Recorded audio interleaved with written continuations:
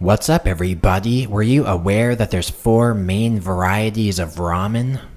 Today I'm gonna talk about the Shio style ramen, aka the salt-based ramen. I went on a buck wild hunt through Tokyo, Japan, looking for the best Shio ramen I could find. So sit back and relax because the Shio Ramen tour is about to begin.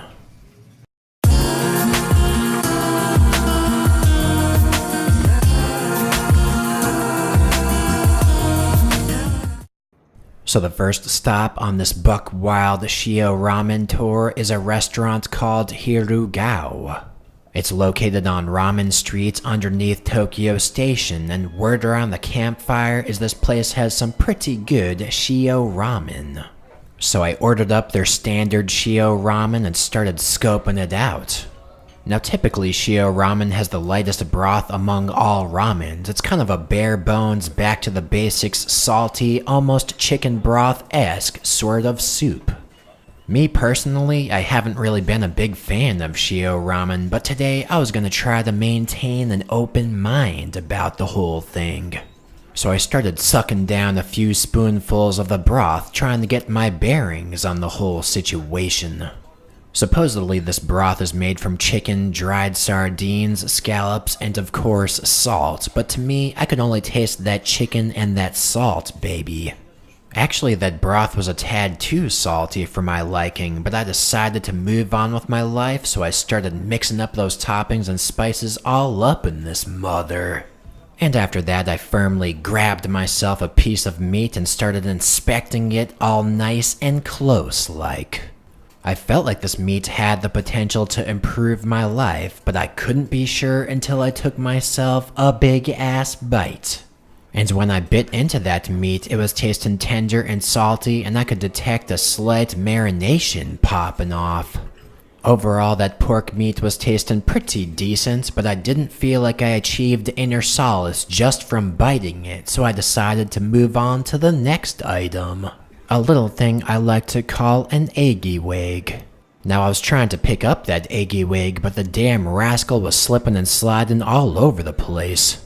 But eventually I did manage to get that eggy-wig to my face, took myself a bite, and I gotta say that eggy-wig was tasting juicy to the max and oishii as fuck. Now this eggy-wig had a shrimp chillaxin on the top. I wasn't exactly sure what was going on with that, but I decided I best be eating that shrimp.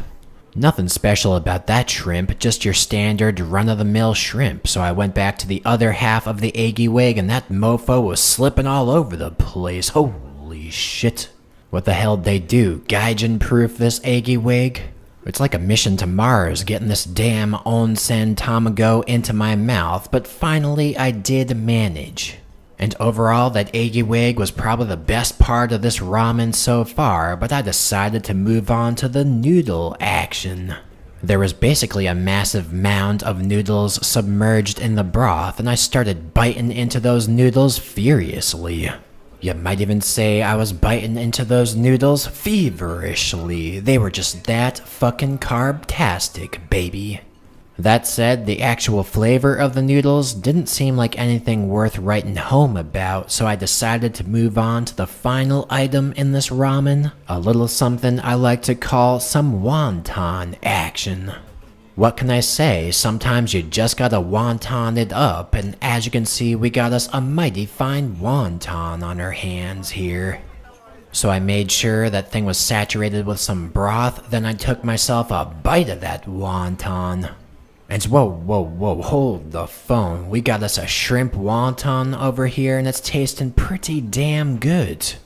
It was tasting kinda soft, kinda delicate, and a little bit shrimpy, and I gotta say I experienced some momentary arousal for a second there. However, overall that bowl wasn't quite as life-changing as I expected. It reinforced my belief that Shio Ramen is my least favorite type of ramen, but I was still willing to give a few more ramens a try. So the next shop on deck is located in Shinjuku, and it's called Menya Sho. This shop also specializes in Shio Ramen, and they make a broth from Italian rock salt, Mongolian salt, and even some Japanese salt. That's a lot of fucking salt varieties right there, so I was getting mighty excited to try it out. So they had some different Shio bowls here, but I went with a variety pack which had a few different types of meat and a few different types of wontons. Now I started inspecting that Shio ramen all up close and personal like, and I gotta say it was looking pretty decent if I do say so myself. It had an air of subtle sophistication that struck a chord with my heart. So first order of business, I began sampling that broth. It was looking pretty clear, almost too clear, but I took myself a sip and at first I wasn't sure what to make of it. It was kinda salty, kinda chicken brothy, and kinda vegetable-y, but then I was tasting some notes of buck wild at the end there. Whatever kind of salt concoction they were using was actually pretty complex. So next up, I moved on to the meat situation, started scoping out that meat and took myself a mighty big bite of that meat, and whoa. For a New York nanosecond, I thought that meat was incredible, but it was actually just the broth I was tasting. I think the meat itself wasn't that special. Luckily, we have some other kind of meat here, and I gotta say, I feel like it's pretty promising. The damn thing was falling apart when I was putting it into my mouth, and whoa, mama. That meat was finally marinated and it was soft as hell, sweetie buns. You might even go as far as to say as it was melt on your dick delicious. So after eating that moderately arousing meat, I started moving on to the noodles situation. Gotta start carbing up for winter 2017. After all, it'll be here before you know it, baby. So I jammed a gigantic wad of noodles into my mouth and started savagely biting down on those things, and I gotta say they were tasting pretty damn good. I'm not sure if the noodles themselves were actually good, but they were coated with that incredible broth and therefore they tasted good by association. But whatever the case, with each passing bite, I felt the intense desire to start chowing down at a faster and more feverish pace. This is a good fucking bowl of ramen right here. I feel like it rejuvenated my soul and reinvigorated my spirit. So next up, I was trying to grab this delicate wonton without completely demolishing it in the process. I figured I'd best be using that spoon as a temporary loading dock of sorts. I'm trying to get a good grip on this wonton without the whole damn thing falling apart, and I think I got that grip, so I slammed that wonton in my mouth and took a small bite. And the exact fraction of a New York nanosecond that I bit into that wonton, I was simply amazed. My amazement was transformed into mild arousal when I realized this wonton was tasting real good. Now that wonton had some pork inside, but I couldn't quite tell what was inside this one. It was slippery as hell and the damn thing was falling apart on me already. It didn't taste like it had anything on the inside, and then I suddenly realized that it actually did.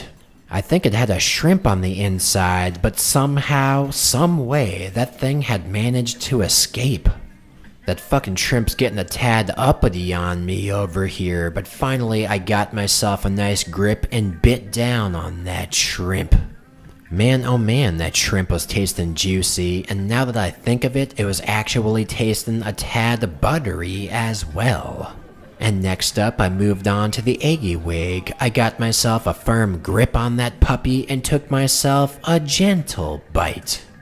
Overall, it was a pretty standard onsen tamago, so I got myself a little bit of broth in there and took myself yet another bite. And with some of that broth inside, the flavor was enhanced, albeit just slightly.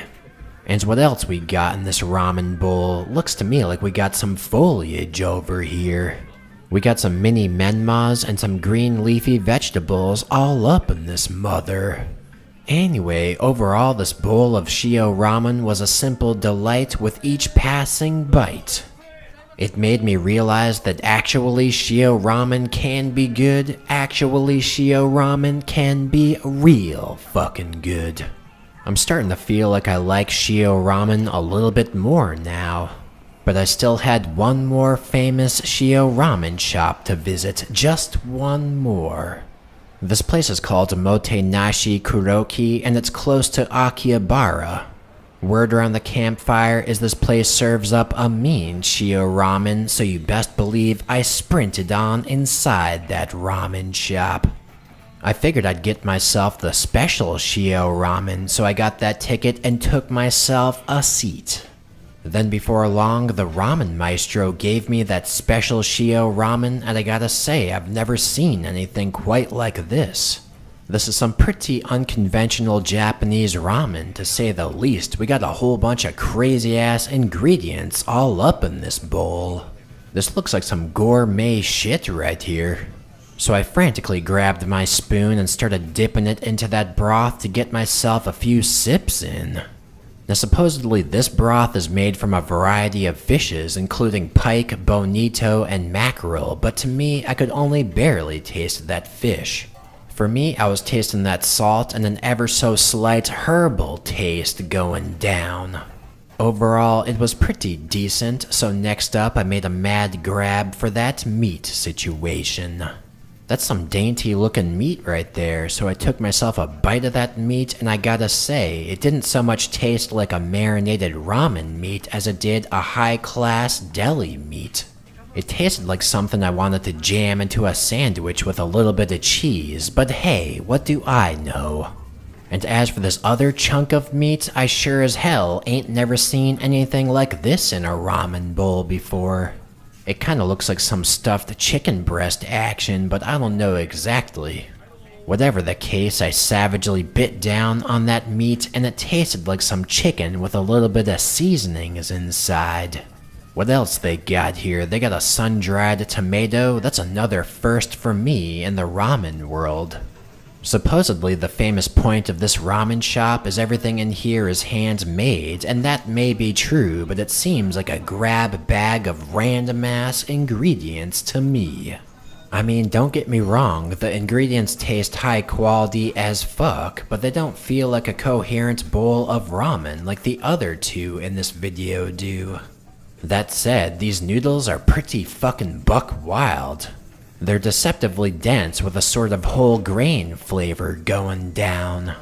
There were even a few wontons in here, but compared to the other wontons, these were quite firm.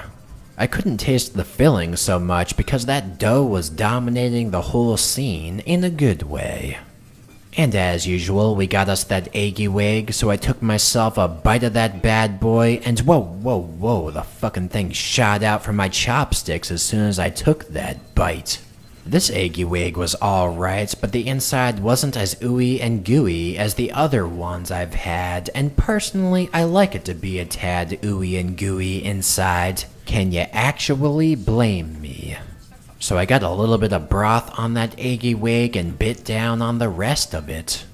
Then I chowed down on that last remaining firm wonton, and then the Shio Ramen tour had officially come to a close. And I gotta say, I liked that bowl of ramen more and more as I ate it. I mean, it was pretty unconventional, but then again, it was also a tad buck wild. So overall, after having these three famous ramen bowls, I'd have to say the Menya Sho would be my fave. Second place was the Motenashi Kuroki, and last place was the Hiru Gao. And I must say, during the course of this Shio Ramen tour, I gained a newfound appreciation for Shio Ramen. The basic ones are still pretty boring in my book, but if you find yourself a good one, it's definitely worth a trip. Oh, and by the way, if you want to see me hunt down even more types of ramen, then feel fucking free to check out my other ramen tour videos. I've got a tonkotsu ramen tour on deck, and I've got a miso ramen tour on deck, and I've got those links in the description box. So thanks for watching this video.